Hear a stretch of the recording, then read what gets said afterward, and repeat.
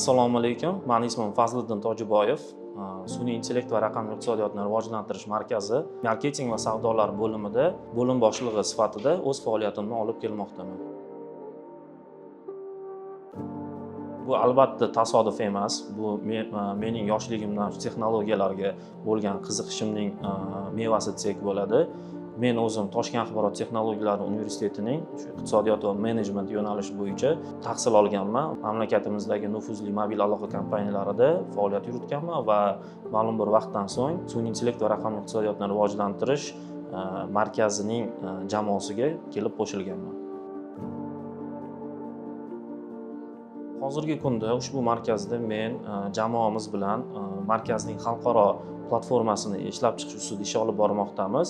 Ya'ni bu qanday platforma bo'ladi? Bu shu xalqaro IT kompaniyalar, ya'ni sun'iy intellekt kompaniyalari, xalqaro investorlar, xalqaro hamkorlarni shu mamlakatimizga bo'lgan qiziqishini oshiruvchi, ya'ni xalqaro veb-sayt ustida ish olib bormoqdamiz. Ya'ni bu veb-sayt shu mamlakatimizdagi yaratilayotgan barcha shu imtiyozlarni, barcha imkoniyatlarni yoritib beruvchi yagona platforma bo'ladi va bu platforma orqali xalqaro IT kompaniyalar, xalqaro hamjamiyatlar mamlakatimizga kirib kelishiga katta, ya'ni yordam beradi degan umiddamiz.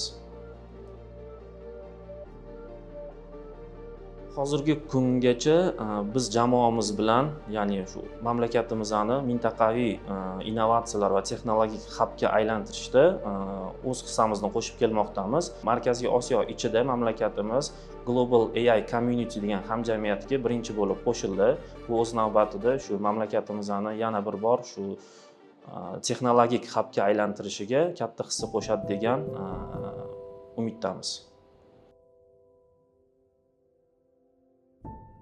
Markazimiz o'z navbatida innovatsiyalar va amaliyot o'rtasidagi ko'prikdir.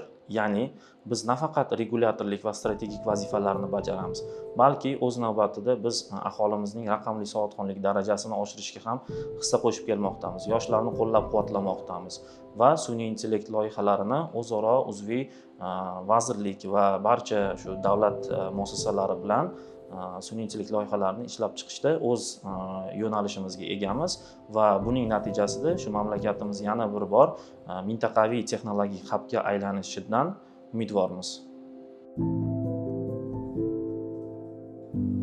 35 yosh men uchun bu g'oya va nazariyani amaliyotga, ya'ni strategik bilimlarga aylantirish yoshi hisoblanadi.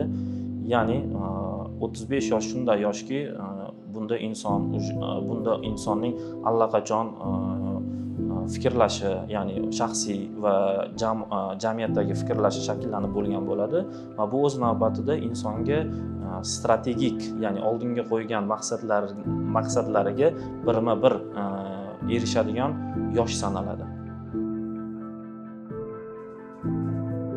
Katta fikrlashdan qo'rqma va xato qilishdan cho'chima.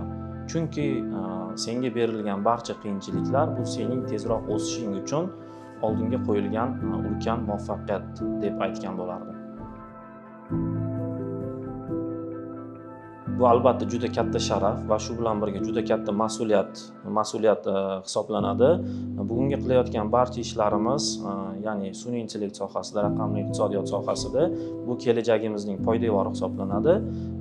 Mening va hamkasblarimning ushbu texnologik va intellektual yo'nalishda qo'shib kelayotgan hissalari katta muvaffaqiyatlarga erishishimizga albatta ishonaman.